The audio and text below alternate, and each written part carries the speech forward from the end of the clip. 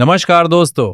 तैयार हो जाइए एक ऐसे महासंग्राम के लिए जिसकी गूंज आने वाले महीनों तक पूरी क्रिकेट दुनिया में सुनाई देने वाली है। भारत और न्यूजीलैंड के बीच खेली गई टी20 सीरीज अब इतिहास के पन्नों में दर्ज हो चुकी है। टीम इंडिया ने इस सीरीज को 4-1 से अपने नाम कर यह साफ कर दिया कि आने वाले टी20 वर्ल्ड कप 2026 में भारत सिर्फ हिस्सा लेने नहीं बल्कि ट्रॉफी उठाने के इरादे से उतरेगा। लेकिन दोस्तों, ये कहानी सिर्फ जीत की नहीं है। ये कहानी है बड़े फैसलों की, कड़े चयन की और उस सोच की जो टीम इंडिया को बाकी टीमों से अलग बनाती है। क्योंकि न्यूजीलैंड के खिलाफ सीरीज जीतने के बावजूद कोच गौतम गंभीर पूरी तरह संतुष्ट नहीं दिखे। जीत के जश्न से पहले ही उन्होंने साफ कर दिया कि वर्ल्ड कप जैसे बड़े मंच पर भावनाओं के लिए कोई जगह नहीं होगी, सिर्फ और सिर्फ प्रदर्शन मायने रखेगा। न्यूजीलैंड सीरीज टीम इंडिया के लिए एक तरह से रिहर्सल थी। इस सीरीज में भारत ने अपनी बल्लेबाजी की गहराई, गेंदबाजी का संतुलन, ऑलराउंडर्स की भूमिका और दबाव में खेलने की क्षमता को परखा।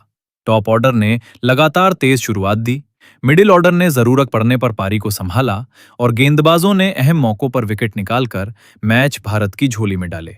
लेकिन इसी सीरीज में कुछ ऐसे खिलाड़ी भी सामने आए जिनसे उम्मीदें बहुत ज्यादा थीं, लेकिन प्रदर्शन उस स्तर का नहीं रहा। दबाव में विकेट गंवाना, स्ट्राइक रेट का गिरना और बड़े मौकों पर चूक जाना कोच गंभीर को बिल्कुल पसंद नहीं आया। यही वजह है कि न्यूजीलैंड सीरीज खत्म होते ही कप्तान सूर्य कुमार यादव और कोच गौतम गंभीर के बीच एक लंबी बंद कमरे की मीटिंग हुई। इस मीटिंग में हर खिलाड़ी का बारीकी से विश्लेषण किया गया। किस खिलाड़ी ने पावर प्ले में क्या योगदान दिया, कौन मिडिल ओवर्स में टीम को संभाल पाया, कौन डेथ ओवर्स में मैच फिनिश कर सका और कौन दबाव में बिखर गया। फिटनेस, वर्कलोड और भविष्य की रणनीति हर पहलू पर चर्चा हुई और इसी चर्चा के बाद टी20 वर्ल्ड कप 2026 के लिए टीम इंडिया की दिशा तय हुई।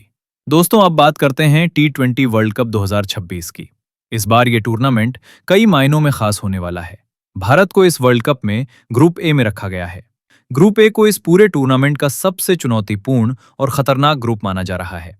इस ग्रुप में भारत के साथ United state of America, Namibia, Pakistan और नीदरलैंड जैसी टीमें शामिल हैं। ग्रुप ए में भारत को कुल 4 ग्रुप स्टेज मुकाबले खेलने हैं और एक भी मैच हल्के में लेने की गुंजाइश नहीं होगी। हर मुकाबला अलग परिस्थिति, अलग पिच और अलग दबाव के साथ खेला जाएगा। पहला मुकाबला भारत का यूनाइटेड स्टेट ऑफ अमेरिका के खिलाफ मुंबई के ऐतिहासिक वानखेड़े स्टेडियम में खेला जाएगा। वानखेड़े की पिच बल्लेबाजों के लिए जानी जाती है, जहां गेंद बल्ले पर अच्छी तरह आती है और बड़े स्कोर देखने को मिलते हैं। दूसरा मुकाबला ग्रुप ए के तहत भारत और नामीबिया के बीच दिल्ली के अरुण जेटली स्टेडियम में होगा। दिल्ली की पिच धीमी मानी जाती है और यहां स्पिनर्स की भूमिका काफी अहम हो जाती है। तीसरा मुकाबला भारत और पाकिस्तान के बीच होगा, जो इस ग्रुप का सबसे हाई वोल्टेज मैच माना जा रहा है। ये मुकाबला कोलंबो के मैदान पर खेला जाएगा, जहां स्पिन और अनुशासन दोनों की कड़ी परीक्षा होगी। ग्रुप ए का आखिरी मुकाबला भारत और नीदरलैंड के बीच अहमदाबाद के विशाल नरेंद्र मोदी स्टेडियम में खेला जाएगा। 1 लाख से ज्यादा दर्शकों का शोर, बड़े मैदान का दबाव और क्वालिफिकेशन की चुनौती, ये मुकाबला किसी फाइनल से कम नहीं होगा। अब दोस्तों, बात करते हैं उस टीम की जो इन चारों मुकाबलों में भारत का प्रतिनिधित्व करेगी। टी20 वर्ल्ड कप 2026 के लिए जो संभावित प्लेइंग 11 सामने आई है, वो अनुभव, फॉर्म और भविष्य की सोच का बेहतरीन मिश्रण है। पारी की शुरुआत करते हुए नजर आएंगे विस्फोटक विकेटकीपर बल्लेबाज ईशान किशन। न्यूजीलैंड सीरीज में ईशान किशन ने जो प्रदर्शन किया, उसने चयनकर्ताओं और फैंस दोनों का दिल जीत लिया। 4 मैचों में 200 से ज्यादा रन, 230 से ऊपर का स्ट्राइक रेट और हर मैच में आक्रामक शुरुआत, ईशान ने यह साबित कर दिया कि वो बड़े मंच के खिलाड़ी हैं। पावर प्ले में तेजी से रन बनाना आज के टी20 क्रिकेट की सबसे बड़ी जरूरत है और ईशान इस रोल में बिल्कुल फिट बैठते हैं। ईशान किशन के साथ ओपनिंग करते नजर आएंगे अभिषेक शर्मा।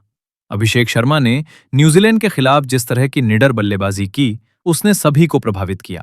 पहली ही गेंद से ना डरना और पावर। नंबर 5 पर भारतीय टीम के भरोसेमंद फिनिशर रिंकू सिंह नजर आएंगे। रिंकू सिंह ने पिछले कुछ सालों में यह साबित किया है कि वो दबाव में खेलना जानते हैं। चाहे आखिरी ओवरों में तेजी से रन बनाने हो या टीम को मुश्किल स्थिति से बाहर निकालना हो, रिंकू हर भूमिका में फिट बैठते हैं। उनका शांत स्वभाव और मजबूत मानसिकता उन्हें एक परफेक्ट फिनिशर बनाती है। नंबर 6 पर टीम इंडिया के सबसे अहम ऑलराउंडर हार्दिक पांड्या होंगे। हार्दिक पांड्या बल्ले और गेंद दोनों से मैच का रुख पलटने की क्षमता रखते हैं। न्यूजीलैंड सीरीज में उन्होंने अपनी फिटनेस और फॉर्म दोनों साबित की। डेथ ओवर्स में उनकी गेंदबाजी और आखिरी ओवरों में उनकी बल्लेबाजी भारत के लिए एक्स फैक्टर साबित हो सकती है। नंबर 7 पर नजर आएंगे शिवम दुबे। शिवम दुबे ने हालिया सीरीज में स्पिन गेंदबाजों के खिलाफ जमकर रन बटोरे। उनकी ताकत बड़े बड़े शॉट्स लगाने में है और वो मिडिल ओवर्स में तेजी से रन बनाकर विपक्षी टीम पर दबाव बना सकते हैं। बड़े मैदानों पर उनकी हिटिंग क्षमता भारत के लिए बेहद फायदेमंद साबित हो सकती है। नंबर 8 पर टीम इंडिया के स्पिन ऑलराउंडर अक्षर पटेल होंगे। अक्षर पटेल ने अपनी किफायती गेंदबाजी और उपयोगी बल्लेबाजी से टीम में अपनी जगह पक्की की है। वो रन रोकने के साथ साथ अहम मौकों पर विकेट निकालने की क्षमता रखते हैं। निचले क्रम में उनकी बल्लेबाजी टीम को अतिरिक्त गहराई प्रदान करती है। नंबर 9 पर तेज गेंदबाजी की जिम्मेदारी संभालेंगे अर्शदीप सिंह। अर्शदीप सिंह ने न्यूजीलैंड के खिलाफ सीरीज में ये दिखाया कि वो बड़े मैचों के गेंदबाज हैं। डेथ ओवर्स में उनकी यॉर्कर और नई गेंद से स्विंग भारत को शुरुआती और अंतिम दोनों ओवरों में मजबूती देती है। नंबर 10 पर टीम इंडिया के सबसे बड़े हथियार जसप्रीत बुमराह होंगे। भले ही न्यूजीलैंड सीरीज में उनका एक मैच